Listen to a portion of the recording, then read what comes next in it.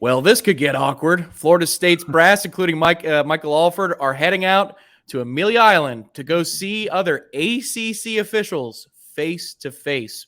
Should be an interesting time in Amelia Island, and that's why our managing editor, Ira Schoffel, will be out there covering on site all the dealings from the ACC. What do they call these, Ira? The spring meetings that are taking place next Monday?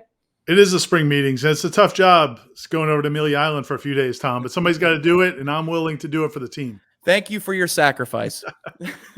So it's going to be the athletic director, Michael Alford, some head coaches for Florida State as well, making the journey over there. And then they're going to be talking about, in a typical year, some basic issues about maybe divisions or rules. But there has to be some big picture, maybe uncomfortable discussions in a couple of those ballrooms out there, Ira, wouldn't you imagine? Yeah, for sure. I mean, this will be the first time since Michael Alford made his comments in late February when he talked to the Board of Trustees and kind of, I would say, shocked the world, but maybe shocked the ACC by standing up in front of the Board of Trustees with a live stream going and the conference officials back in North Carolina watching on the stream because I believe they knew it was coming. And he said, look, something's got to change. You know, the ACC distribution, which I think now this past year was $36 million, which isn't terrible. And in years past, that's been like kind of okay. But when we look at the projections for the SEC and the Big Ten, and even possibly a couple of the other conferences, it's going to be dwarfed. But certainly by the SEC and the Big Ten, I mean, there's a chance in a year or two, it's going to be about a $30 million gap from what the ACC schools are making. And that's what Michael Alford said is like, this can't go on. We have to figure out something, whether it's getting unequal revenue sharing or trying to get more money out of ESPN or figuring out what we can do because, Florida State does not want to be in a position where their biggest rival at the University of Florida is getting $30 million extra every year until the ACC contract gets renewed in 2036. It feels like the moment in Apollo 13 where you have all the engineers in that room and they have a Tupperware and they dump all these parts on the table. They say, all right, these are the parts necessary to get us from here to the moon or here and back, because you got to be outside the box to find a way for the ACC, which is tied to ESPN through 2036, to be anywhere close, Ira, to those payouts for the Big Ten and the SEC. But we know all of that. What we don't know is what are some of the things that you talked about with Athletic Director Michael Alford ahead of this meeting. The full article on warchant.com will be linked at the bottom of this video in the comments section. You can check out the entirety back and forth that Ira had with Michael Alford ahead of these meetings. But what did you learn from FSU's athletic director ahead of the trip out there? Really just kind of full speed ahead. I mean, he's vowing to kind of keep the pressure on. And it's not just Michael Alford. I think it's also Clemson's athletic director, Miami's athletic director. I mean, there's a few schools in the conference that are the squeaky wheels. It's not just Florida State. I think Florida State and Clemson feel like they're the biggest revenue generators in the conference, so they should get most of the revenue back. But I think Miami feels like they're in that ballpark too. Even though they're not winning games, they're still a brand and they're desirable by ESPN. And so you have some of these schools that are saying, look, we should get more money than Georgia Tech did. We should get more money than Boston College or Pitt or Wake Forest or some of these schools that don't bring the eyeballs to the television contract. So there's a few things that can happen. I mean, I think it's a situation where, Jim Phillips, the new commissioner of the ACC now, he's been there over about a year and a half. But there's only so much he can do.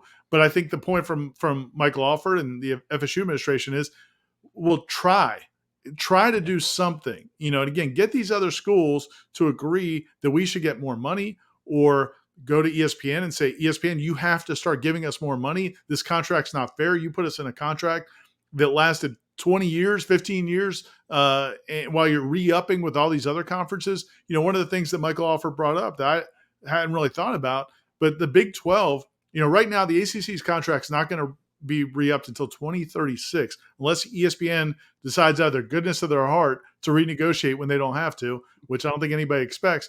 Well, the Big 12's contract is going to come up in 6 or 7 years, so they will renegotiate, and there's a good chance that UCF, which joined the Big 12, will get a bigger payout annually than Florida State. And Michael Alford said, look, that's not acceptable. We can't be in a situation where we're, so far behind other schools in our own state. So, I don't know if there is a solution. I don't know if there's a magic trick that, Jim Phillips can pull out, or if there's a way they can convince these other schools to step up and change the revenue sharing. But I think, from Michael Alford's standpoint, is that's not my problem. Yeah. And whether or not they can leave, whether or not Florida State can make something happen, or they can just continue to hope that the landscape changes nationally in college football. I don't know what their next course of action is, but he's definitely going to be pushing the agenda again this week. Yeah, it seems like where Florida State stands, if they're going to remain in the ACC, they want unequal revenue sharing based upon eyes on sets. What games draw the most in terms of viewership? And of course, that's going to tilt heavily towards Florida State. They're one of the most watched brands, independent of power conferences, Power 5 football or Power 2 football in the country.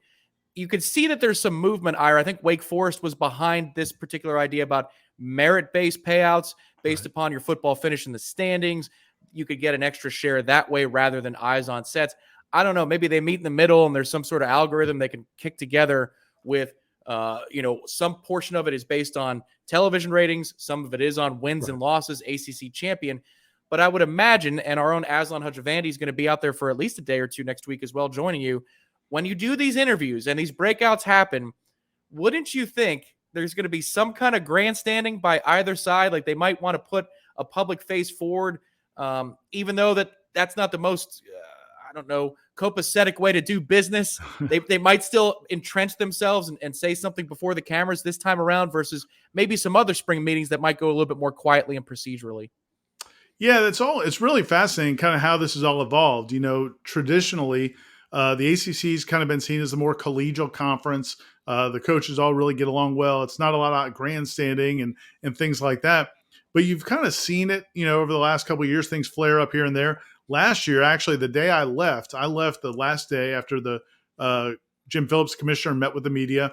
I left, and then Jack Swarbrick, I think it was there. Jack Swarbrick, yeah, I believe he was still there, and spoke to the media that was there, Notre Dame's athletic director, and he made a comment that the Big Ten and the SEC are two solar systems that every other school wants to get. They want to be their stars and they want to be aligned with them.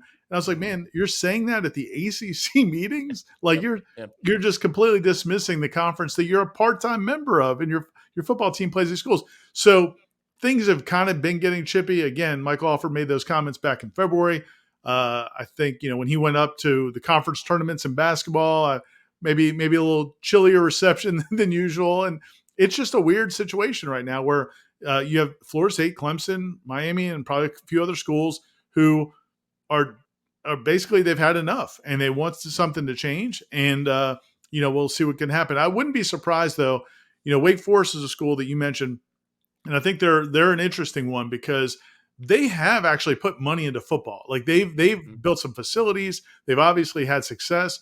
So I do feel like they've been somewhat serious about football. There's a few other schools in this conference that have not done anything in terms of their facilities or staff. They're just taking those paychecks every year, distributions from the ACC. So that's, again, in the short term, I think, it's a matter of pushing for more revenue to come to the schools that are investing the most and drawing the most eyeballs. And then it's pushing and forcing these other schools that are not investing in football to step up. But those are kind of like Band-Aids. I don't think, I don't know where you stand, but I still don't think that, I'm guessing I know where you stand. I still don't think that being in the ACC as it's currently constructed is going to be the long-term solution. But they're just trying to figure out what can we do to make it as bearable as possible here in the short term. Yeah, understanding that your counterpoint is correct of where were you going to go 10 years ago? Right. It's 10 years too late. You know what I mean? Like I understand what you're saying about the logic of it. It's just past time. And the hard part is if you want to negotiate unequal revenue, that's just a bridge to get you out of the conference. So who at the table is going to be saying, all right, yeah, let's give you more money so you leave faster? That just doesn't seem to make much sense. But here's the thing, Ira, it's on the bingo card this week. Jim Phillips and Gated Communities. Jim Phillips bending the knee for Notre Dame. Jim Phillips bending the knee to ESPN. These are maybe free spaces on the bingo card this week. Are there other things that you're looking to see outside of the big topic that everybody's talking about with where does Florida State go next? Are there some other things that are going to catch your eye as you're over there in Amelia Island? Yeah, I mean, they'll talk about some topics that are interesting, not as important or as timely as that. I mean, I'm sure they'll talk about NIL and kind of where the schools are standing. Just a year ago when we were there, that was a big topic about tampering, and the situation had just happened with Jordan Addison, and Pitt was losing their top receiver, and that was a big topic of conversation. I'm curious if there'll be any talk about the rule. Like, didn't the SEC come up with a rule where there's a limitations on transferring within the conference in the spring? I wonder if the ACC is going to look at something like that. I haven't seen if they've talked about that or not, but that's kind of thing that happens usually at the spring meetings. Is you get the football coaches in a room, they'll be there for a couple of days. The basketball coaches will be in a room for a couple of days, and then they'll kind of hash things out and then give their opinions. Then the athletic directors will give their opinions. Then that'll all kind of get pushed up to the commissioner level, and then some of it would have to be decided later by the university presidents who aren't there. But those are some of the topics I think. The push to get Congress to get involved in the NIL, maybe some potential scheduling things and things like that will come up. But for the most part, I think everybody's going to be focused on what's the future of this conference. You made the comment about the gated community from Jim Phillips last year at ACC kickoff. That was so pie in the sky and just almost like talking about unicorns that it was laughable. I'm curious to see what he has to say, because we'll get a chance to talk to him at the end of the meetings on the last day. He'll actually sit down with the media for about a half hour and answer any questions we have. So I'm curious to see what he says about, kind of the viability of this conference. I mean, I know he's going to try to put a good face on it, but the reality is they're holding a bad hand, man. I don't know how because all these things we're talking about are just things that might make things decent in the short term.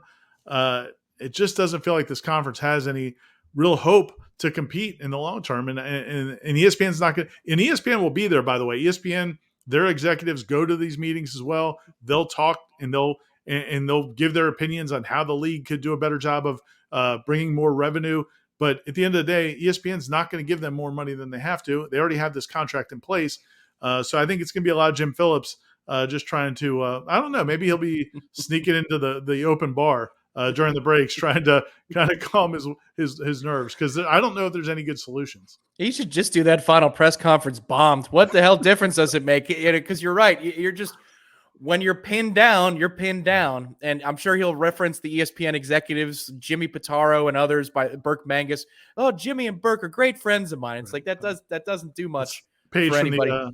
Page from the John Swafford playbook as they're signing away their granted rights for 100 years. Oh, dear God. And that they did. So, Ira, you'll be covering it on the ground. We're all interested to hear about those big topics. The grandstanding, I say bring it on. Make it for the late Jerry Springer. Let's honor him by having some serious headliners, 3 5-word sentences that are just cutthroat. That's what I want to see. We'll see if it all happens at Amelia Island. For the full article and rundown of Michael Alford's thoughts ahead of that trip out to Amelia Island, head to the link below this video. It is warchant.com. Ira Schoffel having the latest. We'll have more for you as things develop into next week. This is Warchant TV. He's Ira Schoffel. My name is Tom Lang. Hit the like button, subscribe to the channel, and head over to the website for more coverage. We'll talk to you next time.